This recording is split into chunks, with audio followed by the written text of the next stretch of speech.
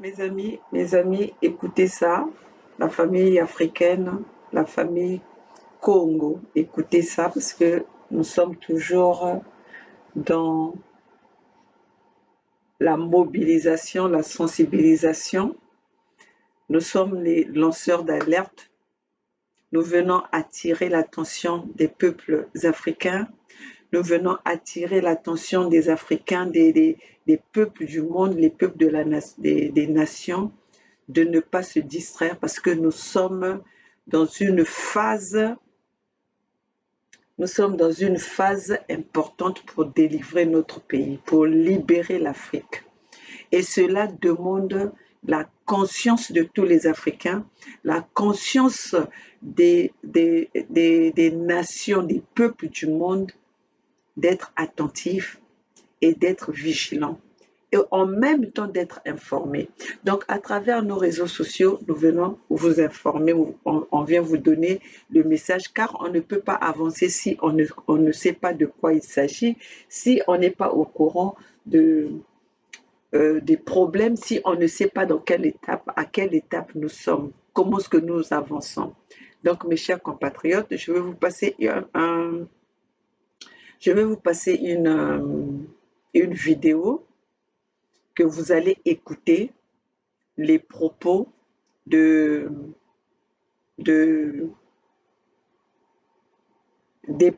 ennemis de l'Afrique. Chers compatriotes, nous avons deux présidents africains dont les Occidentaux utilisent pour détruire l'Afrique, qui sont les ennemis de l'Afrique. C'est Ouattara et Denis Sassou Nguesso. Ouattara pour l'Afrique de l'Ouest et Denis Sassou Nguesso pour l'Afrique centrale. Oui, parce que Denis Sassou Nguesso et Ouattara, ce sont les deux grands ennemis de l'Afrique que les Occidentaux ont pillé. En fait, quand ce sont des présidents qui sont habillés en noir, qui ont la peau noire, mais leur intérieur, c'est pour satisfaire les besoins, les intérêts des Occidentaux. Quand les Occidentaux sont mal au point, ces présidents sont en l'agonie. Oui, donc écoutez un peu. Avec ce qui se passe en ce moment entre le Mali et les Occidentaux. Mais qu'est-ce que Ouattara a à faire à mettre les bâtons dans les roues à son frère, à ses frères du Mali? Si ce n'est pas de la sorcellerie, si ce n'est pas de la méchanceté. La méchanceté même, c'est bien. La méchanceté même, c'est bon. Mais c'est purement la sorcellerie. C'est le satanisme dans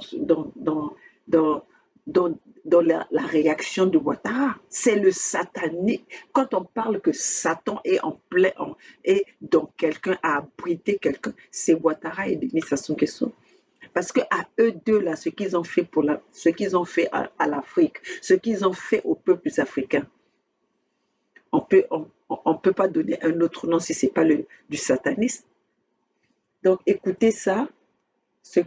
Moi, je vous avais dit hier, excusez-moi d'ailleurs, je vais m'excuser parce que ma vidéo hier a été coupée brusquement. Je n'avais pas encore fini de m'exprimer, je n'avais pas encore fini de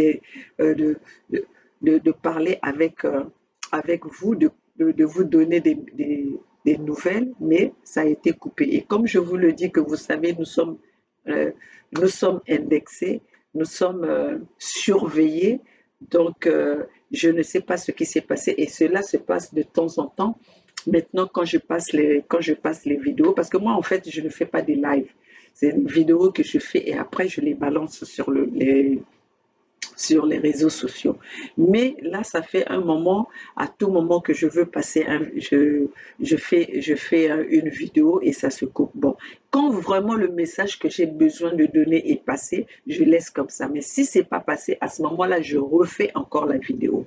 Donc hier, excusez-moi, on a été coupé brusquement, mais je pense que le message que j'avais besoin de partager avec vous, l'information que j'avais besoin de vous donner, vous l'avez reçue. Donc c'était plutôt pour vous parler de, du sommet extraordinaire qui avait été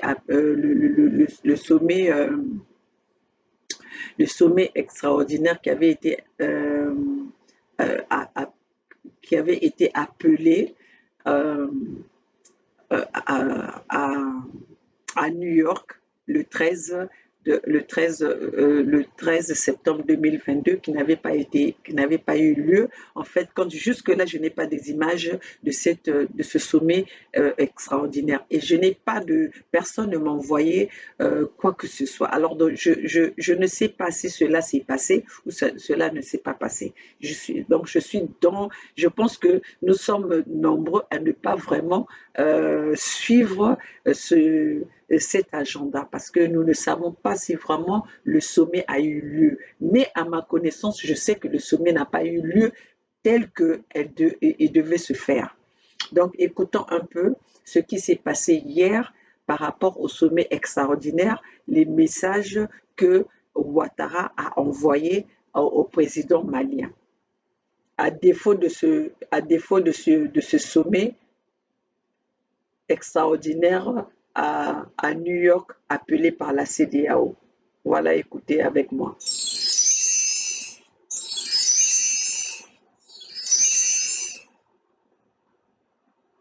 Alassane Ouattara veut la guerre au Mali. Réunion d'urgence au ministère de la Défense ce mercredi 14 septembre 2022. Ce jour, par une déclaration tonitruante de son directeur de cabinet, Fidel Sarasoro, Alassane Ouattara ordonne à la transition malienne de libérer sans délai les 46 soldats qui y sont encore détenus. Il qualifie cette situation de prise d'otage et relève que le régime malien veut les échanger contre des opposants politiques maliens hébergés en Côte d'Ivoire. Il dit avoir demandé de toute urgence une réunion extraordinaire des chefs d'État de la CEDEAO, sans en être le président en exercice, signalons-le, pour examiner cette affaire. Communiqué du Conseil national de sécurité. Une réunion extraordinaire du Conseil national de sécurité s'est tenue ce mercredi 14 septembre 2022 au palais de la présidence de la République sous la présidence de son Excellence M. Alassane Ouattara, président de la République. Au cours de cette réunion, qui a porté sur la situation des 46 soldats ivoiriens encore détenus au Mali, le président de la République a informé le Conseil national de sécurité des initiatives prises par son Excellence M. Faure Gnassingbé, président de la République togolaise, et plusieurs autres chefs d'État, notamment son Excellence M. Macky Sall, président de la République du Sénégal et président en exercice de l'Union africaine, son Excellence M. Umaru Sissoko Embalo, président de la République de Guinée-Bissau et président en exercice de la CEDEAO, son Excellence colonel Paul-Henri Sandaogo Damiba, président de la transition du Burkina Faso, son Excellence M. Muhammadu Buhari,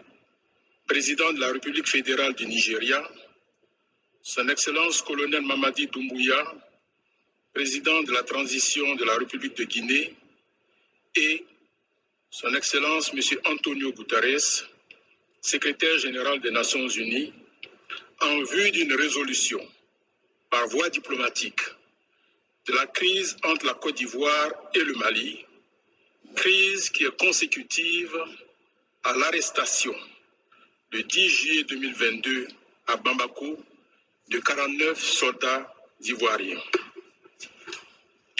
Ces soldats ivoiriens, déployés au Mali en qualité de 8e détachement de l'élément de soutien national au sein de la mission multidimensionnel intégré des Nations Unies pour la stabilisation au Mali, MINUSMA, ont été interpellés et mis aux arrêts. Je vais peut-être m'arrêter là pour continuer. Est-ce que nous n'avons pas suivi que les dirigeants des Nations Unies ont nié carrément la connaissance de la présence des soldats que les Maliens ont arrêtés sous leur sol sans leur autorisation? Mais ils insistent dans le mensonge. Ils nous prennent pour des idiots, ils nous prennent pour des imbéciles.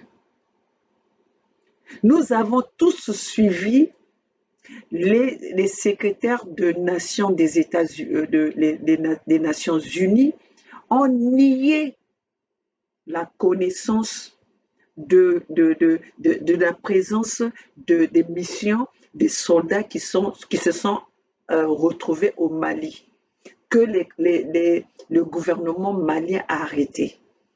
Ils ne reconnaissent pas que ces soldats sont partis pour la mission des Nations Unies. Mais pourquoi est-ce que Ouattara insiste sur ça?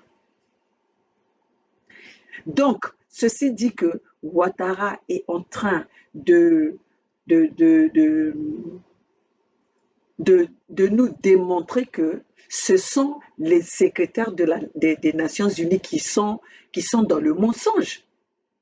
Puisque les secrétaires des Nations Unies refusent, ne reconnaissent pas qu'il y avait des soldats à leur possession qu'ils avaient envoyés au Mali. Mais Alassane Ouattara insiste que ces soldats étaient partis pour une mission des Nations Unies au Mali. Donc, entre Ouattara, qui est l'élément des Occidentaux, et les secrétaires des Nations Unies, qui nous dit la vérité? Donc, nous savons tous qu'aujourd'hui, il y avait une autre mission derrière ces soldats que les Maliens ont arrêtés. Nous allons continuer. Nous allons continuer parce que nous allons les exposer dans leurs mensonges. Parce qu'ils ont toujours vécu, ils nous ont toujours présenté des mensonges. Ils ont toujours dirigé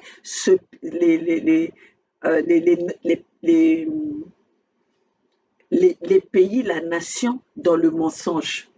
Mais aujourd'hui, vous voyez bien que même leur propre radio, la RFI n'en parle pas, France 24 n'en parle pas, TV5 n'en parle pas, parce qu'ils sont pris la main dans le sac. Ouattara est pris la main dans le sac.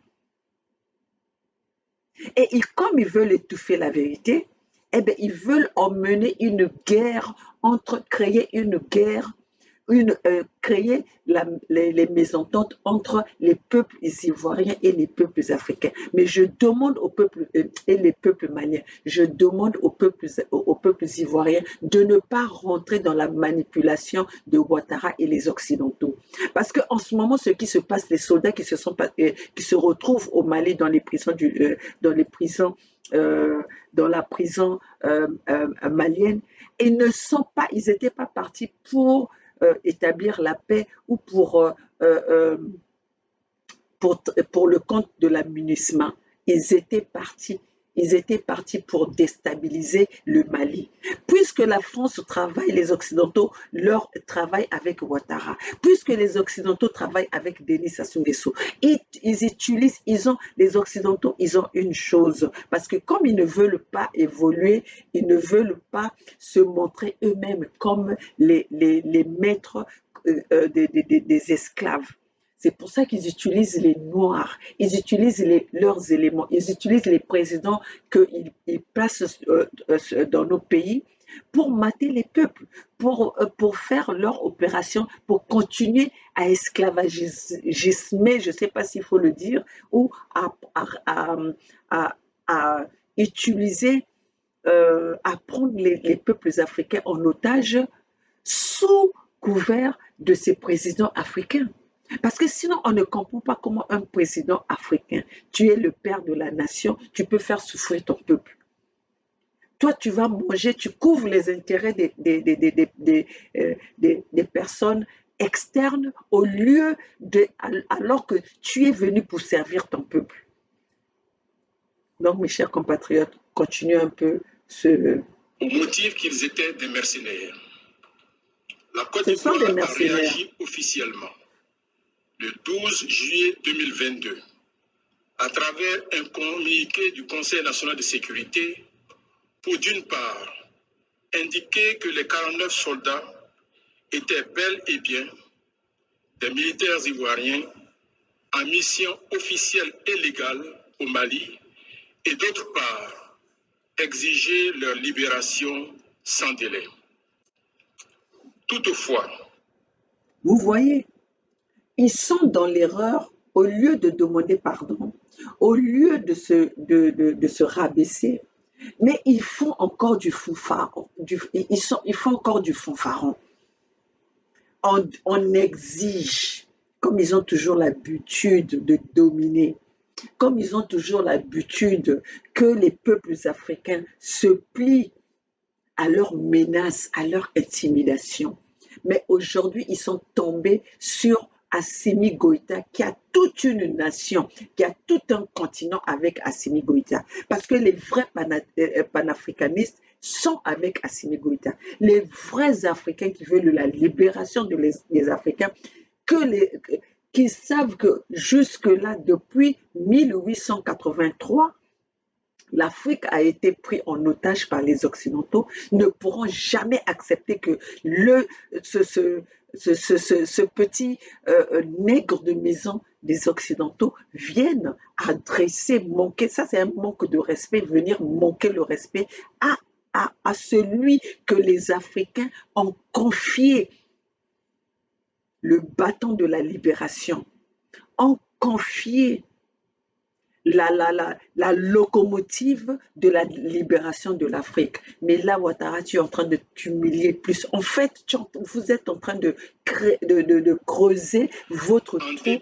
Vous êtes en train de creuser votre trou. Votre humiliation vient de vous-même. Vous êtes en train de vous humilier parce que nous ne sommes plus au temps passé. Nous sommes au temps du verseau. C'est l'ère du verseau. C'est l'ère des réseaux sociaux. Nous ne sommes pas Zach Zoumaguette ou Zoom quelque chose là, celui qui a fait les réseaux sociaux. En fait, quand il est venu libérer l'Afrique. Parce que sans ces réseaux sociaux, vous allez toujours circuler. Vous allez toujours circuler votre mensonge auprès de ces peuples africains. Mais grâce à ces réseaux sociaux aujourd'hui, nos peuples sont au courant de ce qui se passe. Nos peuples ont découvert votre manipulation, votre domination, votre malveillance auprès de ces peuples africains. Continuons.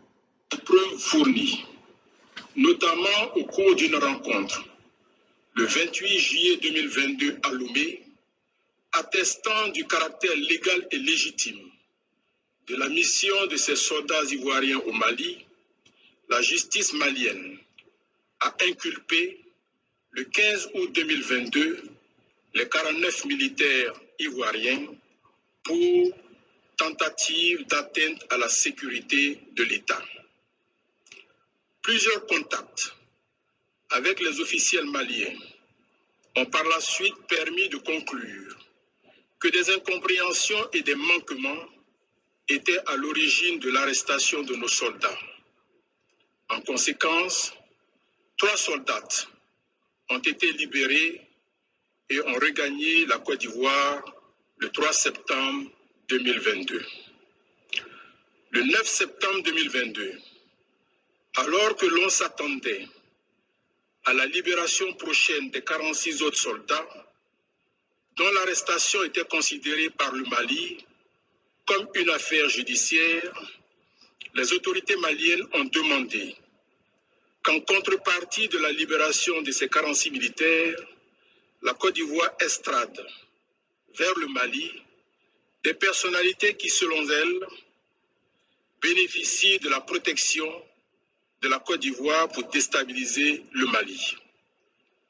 Cette demande confirme, une fois de plus, le fait que nos soldats ne sont en aucun cas des mercenaires, mais plutôt des otages. Le Conseil national de sécurité considère ce chantage comme inacceptable et exige la libération sans délai de nos 46 soldats. Le chef de l'État indique à nouveau que la Côte d'Ivoire, pays attaché à la paix, à la stabilité et au respect de l'état de droit dans la sous-région, ne peut s'inscrire dans une logique de déstabilisation d'un pays tiers. En outre, il rappelle ces instructions selon lesquelles les opposants politiques étrangers vivant en Côte d'Ivoire sont tenus d'observer en toutes circonstances un devoir de réserve absolue concernant les affaires intérieures de leur pays d'origine.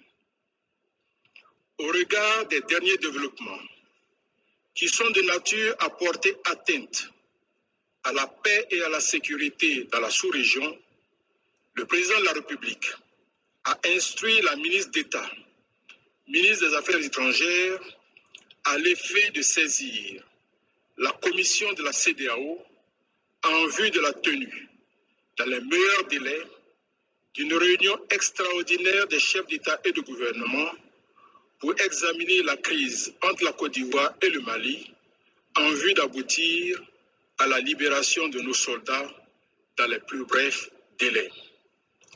Le président de la République réitère aux 46 soldats injustement arrêtés au Mali, ainsi qu'à leurs familles, tout son soutien et sa solidarité dans ces moments difficiles. Le chef de l'État exprime à nouveau ses félicitations aux forces de défense et de sécurité pour la sérénité dont elles font preuve face à cette crise. Enfin, il exhorte les Ivoiriennes et les Ivoiriens au calme et à la retenue. Il les assure que toutes les dispositions sont prises pour que nos vaillants militaires regagnent bientôt notre pays. Fait à Abidjan le mercredi 14 septembre 2020. Quand Ouattara parle que toutes les dispositions sont prises pour que leurs soldats rentrent en Côte d'Ivoire, qu'est-ce qu'il veut dire par là? Ceux qui sont intelligents vont comprendre. Ça veut dire qu'il va utiliser la position de la force. Il va utiliser la force. Donc, tout ce que, depuis que cette crise a commencé, mes chers compatriotes, nous avons tous vu le comportement de Ouattara. Depuis que Assimi Goïta a pris le pouvoir, Ouattara a montré son mécontentement envers le gouvernement malien, envers le peuple malien. Ouattara a été celui qui était la force, qui était sévère dans les sanctions dans les sanctions envers le Mali. Donc aujourd'hui, si nous suivons tout ce qui se passe, le comportement de Ouattara depuis que Assimi Goïta a pris le pouvoir, est-ce que vous voyez que c'est vraiment le comportement d'un frère ou d'un père envers son fils ou des voisins avec une bonne entente, ou bien vous voyez le mépris qu'il y a que Ouattara a envers le peuple malien? Parce que là, c'est pas Ouattara n'est pas en train de montrer son mécontentement ou son mépris envers le gouvernement seulement, parce que quand ils ont pris des sanctions qu'ils ont pris envers le Mali, c'est les sanctions pour faire souffrir, pour faire subir le peuple malien. Nous l'avons vu avec la communication, même s'ils refusent il y a des voix aujourd'hui qu'on ne peut pas imiter. Il y a des voix aujourd'hui, on ne peut pas nier. Donc, la voix de Ouattara, on ne peut pas dire que quelqu'un a pris la voix de Ouattara. Même si notre professeur Niamsi Franklin imite bien Ouattara, mais cela ne veut rien dire par rapport à ce que nous avons. Ça, c'était la voix de Ouattara qui voulait du mal au peuple malien, qui disait qu'on ne peut pas, ils ne vont pas, ils ne vont pas tenir. Alors avec ça, on l'attrape dans ses missions de vouloir aller déstabiliser le Mali. Au lieu de se rendre tout petit, il est en train de se rendre plus grand, comme s'il est dans la légitime défense, alors que c'est lui qui est allé provoquer, alors que c'est lui qui est allé, qui avait l'intention de déstabiliser l'Afrique, de déstabiliser le Mali. Et malgré tout cela, Ouattara ne se rend pas tout petit. Mais nous savons, parce que ça c'est le comportement des Occidentaux. Regardez, depuis 1880, depuis la nuit des temps, depuis la colonisation, regardez le comportement de ces Occidentaux envers les peuples africains. Regardez le mépris qu'ils ont envers le peuple africain, alors que les Africains on leur a tout donné, toute leur richesse. Le développement de l'Occident vient des matières premières africaines, vient des richesses africaines. Mais regardez le mépris qu'ils ont envers nous. Malgré que notre sous-sol, c'est eux qui sont en contrôle de notre sous-sol. C'est eux qui sont en contrôle de toutes nos richesses dans notre pays. Mais ils sont incapables de nous respecter. Ils sont incapables même de nous considérer. C'est le comportement que Ouattara a envers les peuples ivoiriens même, envers son propre peuple. C'est le même comportement que Sassou a envers les peuples congos. N'oubliez pas que Denis Sassou Nguesso en complicité avec ces Occidentaux. Ils ont le plan, ils ont établi le plan Mouebara pour exterminer les peuples congos. Et cela se passe devant tout le monde. Je vous ai fait passer la vidéo où il y avait la réunion, la réunion ou le sommet au sein de l'Union européenne à Bruxelles, où tout le monde est au courant des crimes de Denis Sassou Nguesso. Mais depuis 1977, on ne parle pas des crimes de 2 ans, de 3 ans. On parle des crimes depuis 1977. Les assassinats que Denis Sassou Nguesso a commis au Congo-Brazzaville. Tous les responsables que Denis Sassou Nguesso a assassinés au niveau du Congo-Brazzaville, jusqu'à même assassiné le cardinal Émile Biayenda, le seul cardinal que, à ce moment-là, je pense que c'était le seul cardinal de l'Afrique. Et le seul cardinal que nous avons eu au Congo-Brazzaville, Denis Sassou Nguesso l'a assassiné, en complicité avec les Français, en complicité avec le Vatican. Parce qu'aujourd'hui, aucun membre du Vatican a déclaré de connaître, a ouvert l'enquête sur l'assassinat de Émile Biayenda. Si vous n'êtes pas des complices, votre enfant meurt, votre personne meurt. Vous laissez cela se passer sans pourtant que vous ayez des enquêtes, sans pourtant vouloir connaître la vérité. Ça fait combien d'années que Denis Sassou Nguesso a tué, a assassiné Émile Biayenda? Mais il n'y a jamais eu d'enquête. Donc, Denis Sassou Nguesso a le droit de commettre tous les crimes possibles. Tous les crimes possibles. On a même parlé de l'explosion de l'avion UTA.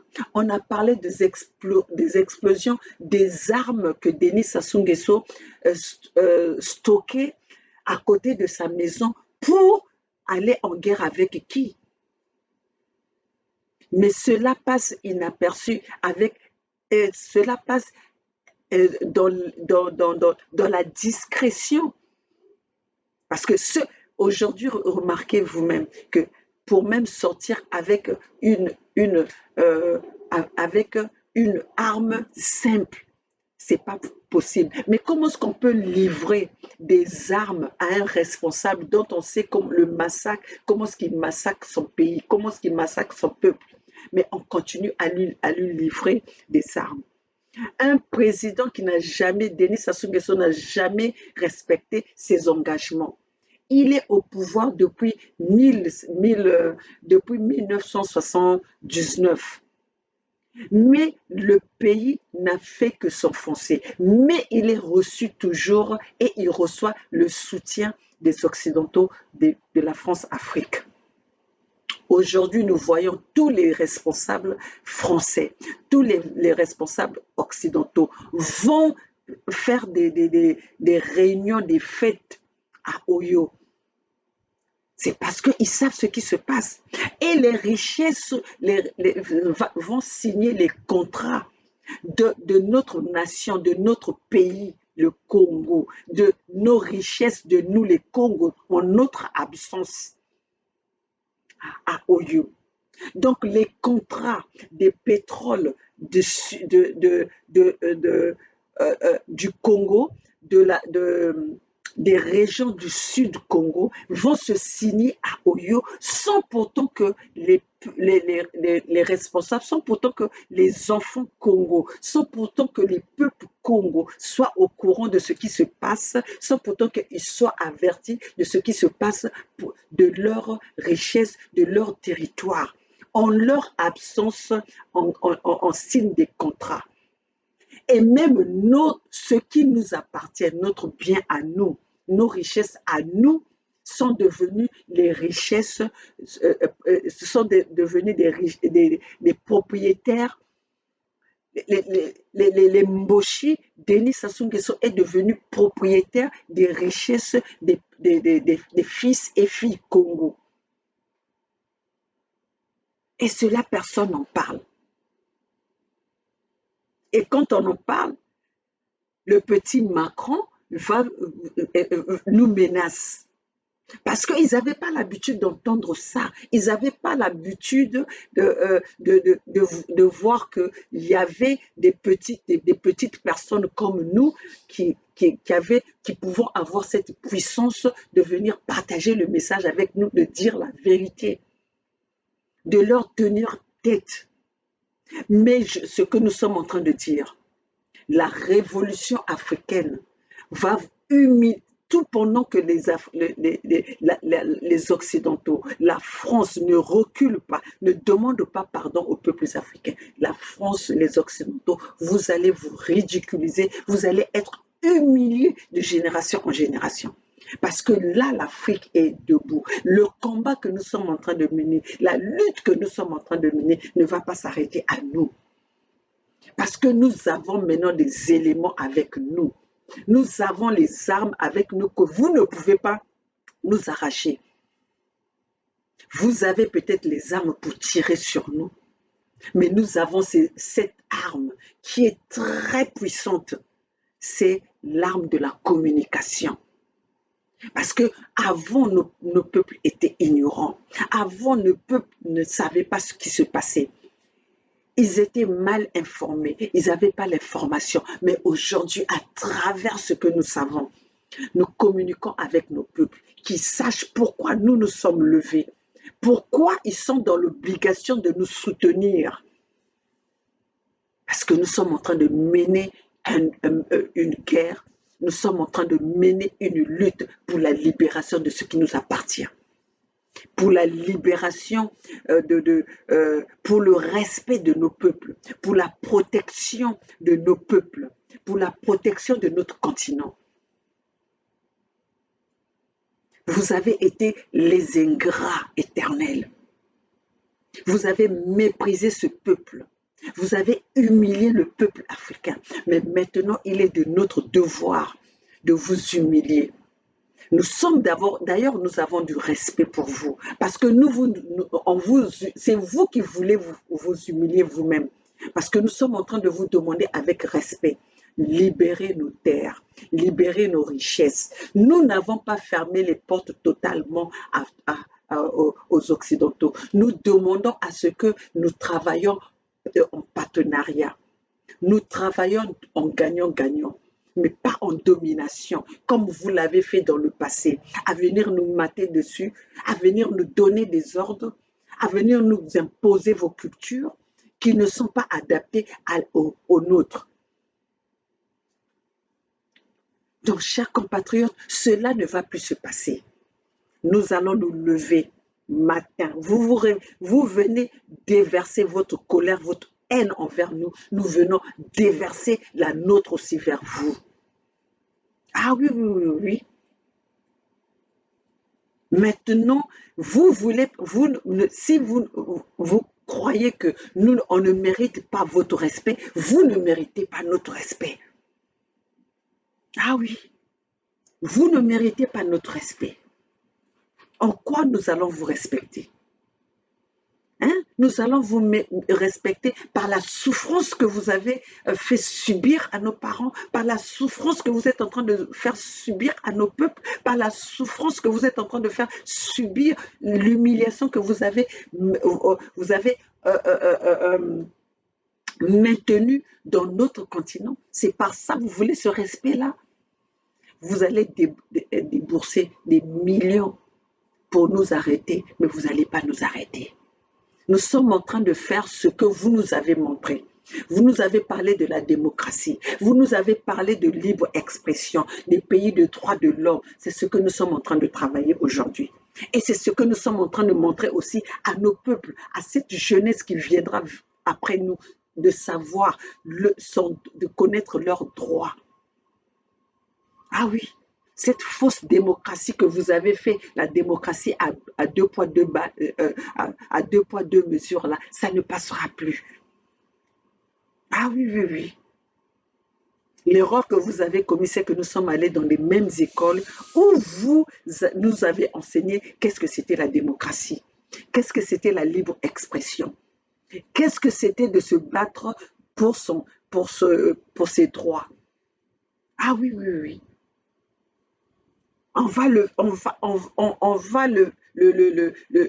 va faire passer ce message-là à nos peuples.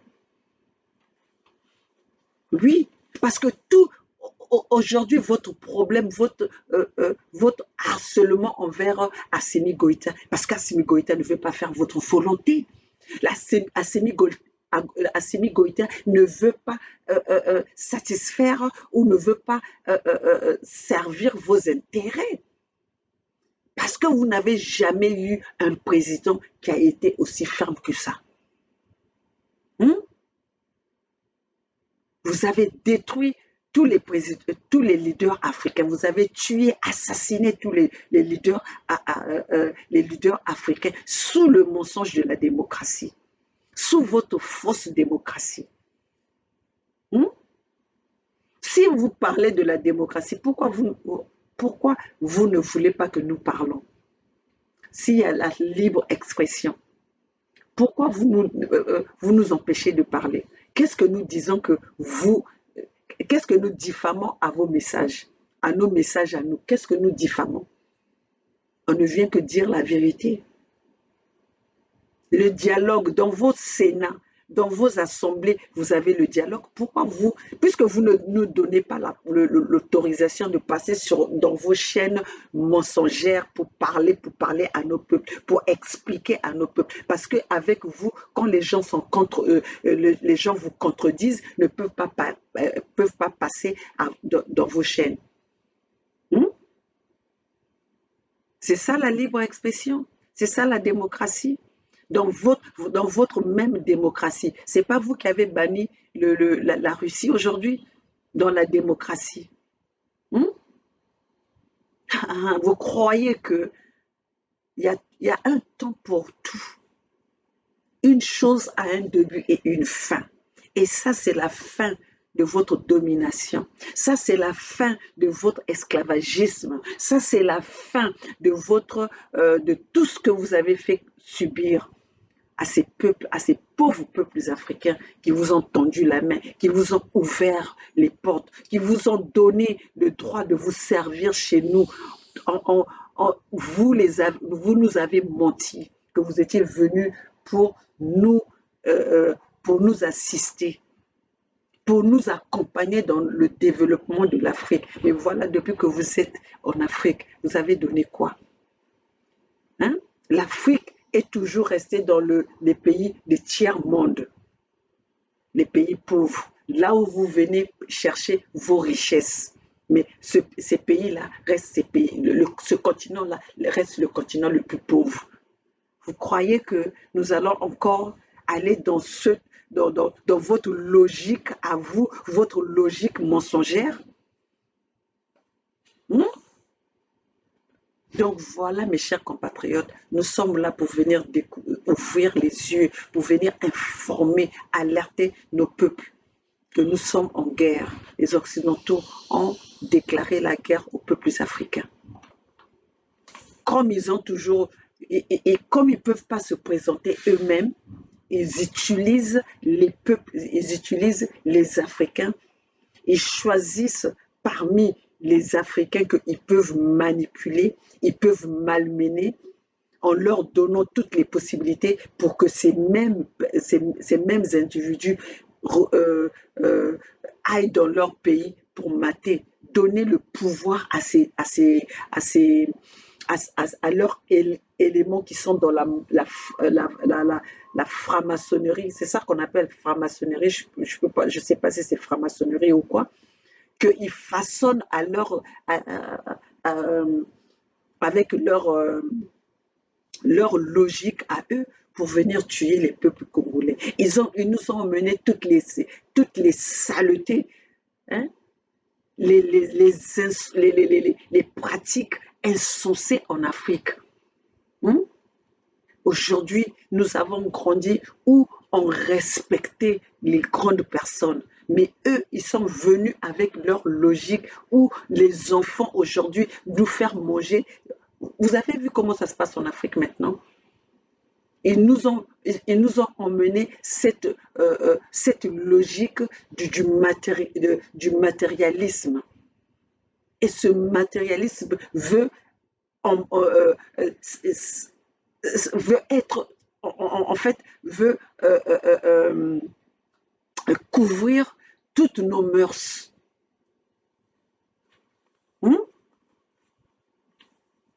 Aujourd'hui, pourquoi vous faites un problème avec les coups d'État? Mais si les présidents font des coups d'État, mais ça vient de chez vous. C'est vous qui leur avez montré comment on fait des coups d'État. Les coups d'État que les présidents aujourd'hui font des coups d'État, ça vient de chez vous. C'est vous qui les avez, qui les avez entraînés. Comment est-ce qu'il faut faire des coups d'État? Pourquoi aujourd'hui ça vous dérange? Denis Sassou Nguesso, Denis Sassou Nguesso pour faire le coup d'État, faire son dernier coup d'État de 1997 à venir déstabiliser, destituer le président élu démocratiquement. Mais il n'est pas passé par la France. C'est pas la France qui a donné des armes. C'est pas la France qui a soutenu Denis Sassou Nguesso à venir commettre le chaos que nous vivons aujourd'hui au Congo-Brazzaville. Vous avez fait la même chose en Côte d'Ivoire. Mais pourquoi aujourd'hui ça vous dérange si Assimi Goïta a fait un coup d'État pour son peuple? Vous avez vu maintenant que les coups d'État que vous soutenez, vous, c'est pour soutenir vos intérêts. C'est pas pour soutenir, c'est pas pour l'intérêt des peuples, c'est pas pour les intérêts des aïeux, c'est pas pour les intérêts des autochtones, c'est pour vos intérêts, pour bien piller l'Afrique. Parce que vous savez que ces gens-là que vous avez traités, que vous avez façonnés, vous leur avez façonné pour protéger vos intérêts. Chose qu'aujourd'hui Assimi Goïta ne fait pas. Donc c'est pour ça que je dis aujourd'hui, peuples africains, surtout je veux attirer l'attention des peuples guinéens. Quand vous voyez que la France commence à à soutenir un élément, cet élément-là ne sera pas pour les peuples. Donc, je veux attirer cette attention des peuples guinéens. Je suis très inquiète de voir la tournée de Cellou Dalein Diallo, qui est soi-disant l'opposant de la partie de l'opposition en Guinée-Conakry. Le monsieur Cellou Dalein Diallo est en train de faire une tournée en Europe. Pendant que ça brûle aujourd'hui, pendant que nous avons des situations qui sont très qui sont très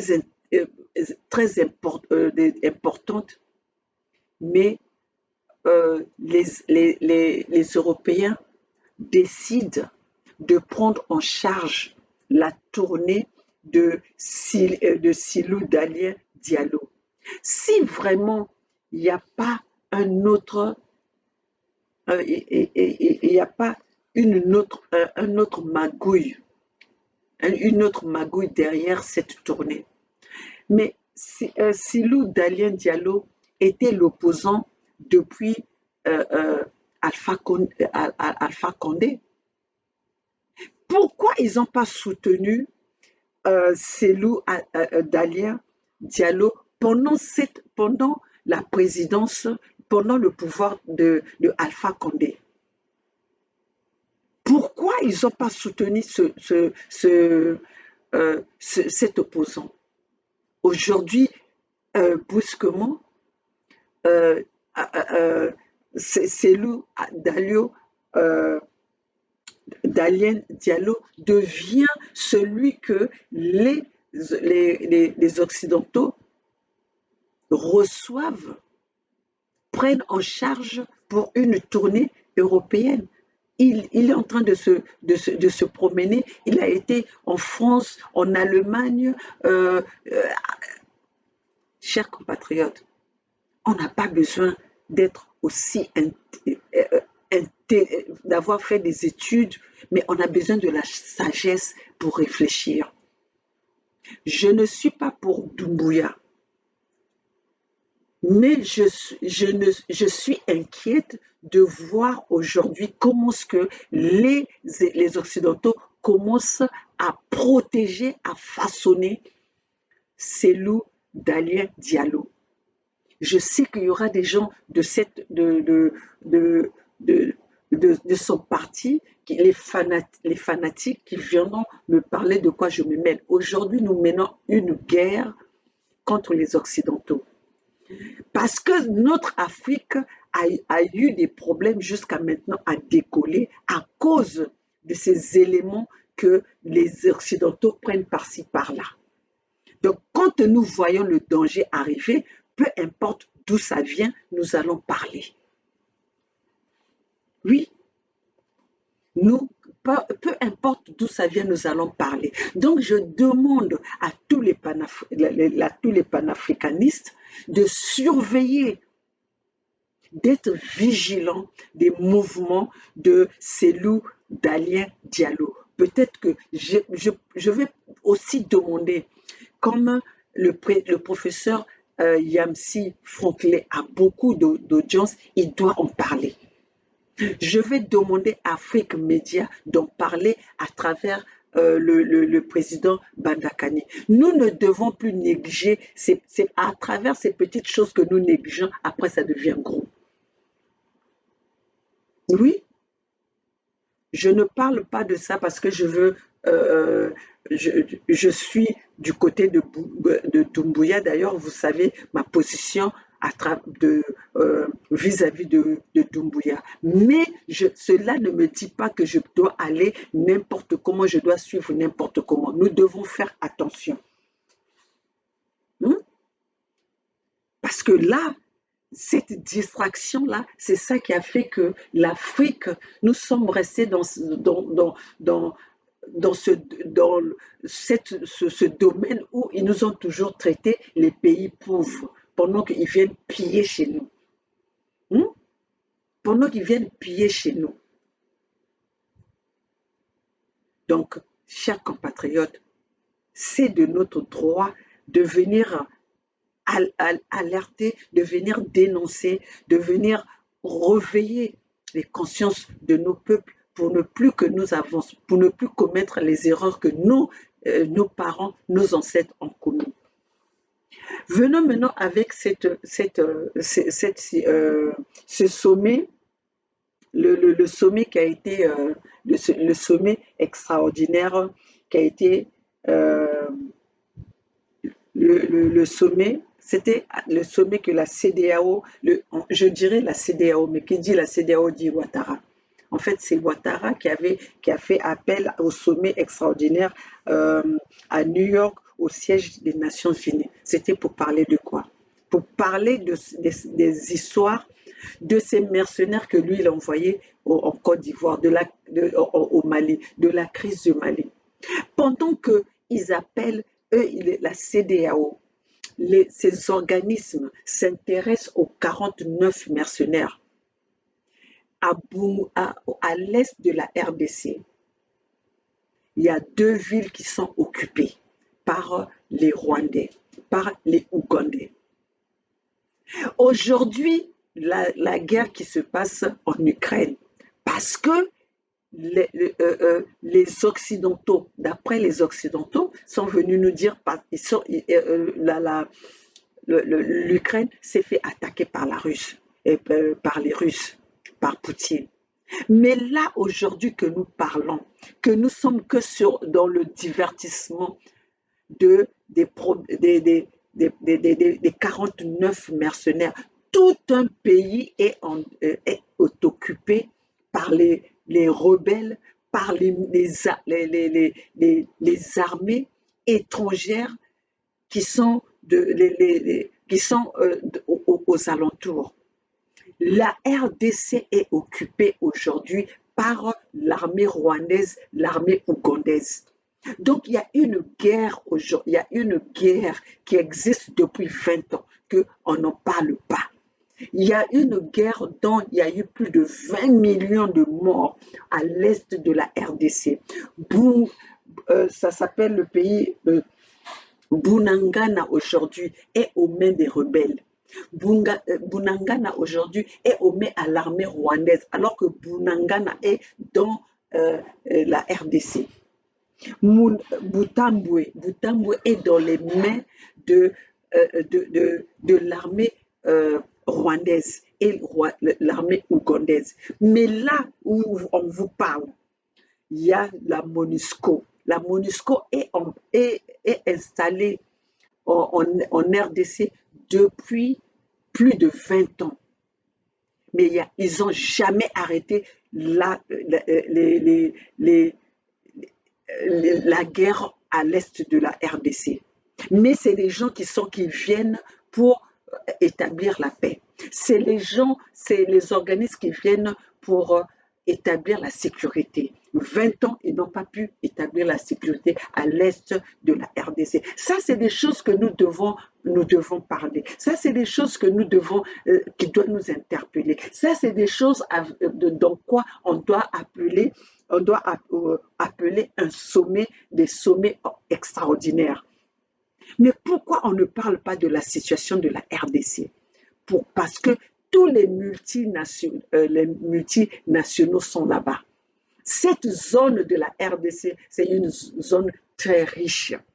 Les téléphones, le coltan est dans cette zone. Donc, la stabilité dans cette zone, c'est la chute des multinationaux. C'est pour ça qu'ils ne veulent pas que cette zone de l'Est de la RDC soit stable.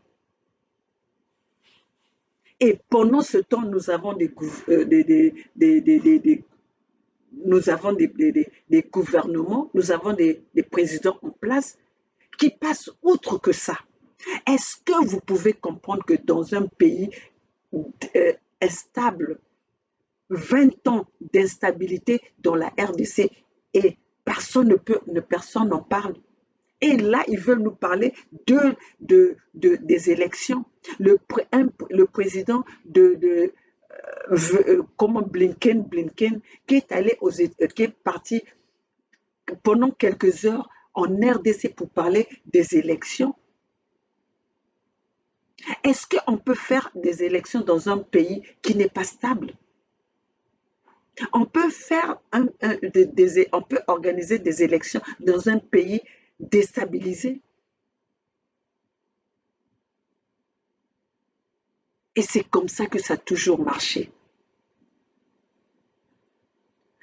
Dans leur pays, on ne peut pas violer la Constitution, on ne peut pas changer la Constitution sans pourtant que cela se passe à l'Assemblée. Mais chez nous, dans notre pays, tous les présidents qui changent leur Constitution, ils sont soutenus, ils sont protégés par ces Occidentaux, par ces organismes. Est-ce que vous pouvez comprendre que même dans notre pays, Denis Sassou Nguesso, le criminel de tous les temps, 40 ans au pouvoir, avec tous les crimes que Denis Sassou Nguesso a commis, dont on en parle au siège de l'Union européenne, mais ils ne prennent pas de sanctions envers ce président. Et aujourd'hui, ils sont en train de préparer son fils pour venir, pour faire la relève, pour la succession de son père. Par rapport à quoi? Par rapport aux misères des peuples congos. Par rapport à quoi qu'on veut que ça soit le fils qui d'ailleurs n'a pas été élevé, qui n'a pas grandi avec son père, qu'on a reconnu à l'âge adulte, qui viennent prendre et qui n'est même pas né du père et mère congolaise. Déjà, Denis Sassou Nguesso lui-même, il est étranger. Le professeur Yamsi nous l'a dit que Denis Sassou Nguesso a des origines ivoiriennes, des origines béninoises. Donc, il a des origines douteuses. Son fils a des origines douteuses. Mais c'est donc dans tout le Congo, pendant une demi-siècle, des personnes qui sont capables. Ce n'est que cette famille qui vient d'ailleurs pour commander notre pays. Denis Sassou Nguesso nous a montré de A à Z. Il ne parle pas nos langues à nous, les Congos.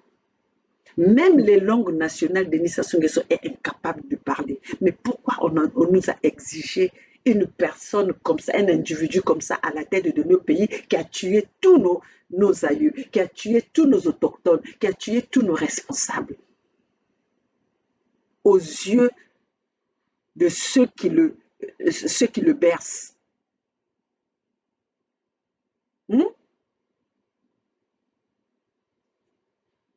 Nous, les peuples congos, ils peuvent faire tout ce qu'ils veulent. Ils peuvent nous arrêter comme ils veulent. Mais nous sommes déterminés. Les peuples congos, on va se libérer. Les peuples congos, je vous passe ce message, les peuples africains, l'Afrique va se libérer par les Africains. Si nous prenons conscience, si nous prenons au sérieux notre lutte, si nous sommes déterminés, l'Afrique va se libérer parce que l'Africain est têtu. L'Africain est têtu et intelligent, sauf que nous sommes dans le divertissement, nous sommes dans la distraction. Un Européen ne peut rien faire sans instruction. Vous pouvez prendre un enfant de 5 ans, un enfant européen et un enfant africain, donnez-leur le même problème. Vous allez voir comment est-ce que l'enfant africain va s'en sortir. Et vous êtes resté maintenant vous vous trouvez normal dans votre posture de l'assistanat, dans votre posture de la peur, et vous avez donné toute la possibilité à ces gens-là de venir nous mater dessus. Chers compatriotes, peuple Congo, peuples africains, la lutte est la nôtre, seule la lutte libère déterminons-nous pour libérer notre Afrique. Les Occidentaux n'ont qu'à emmener leur base militaire vers l'Ukraine. L'Afrique nous appartient.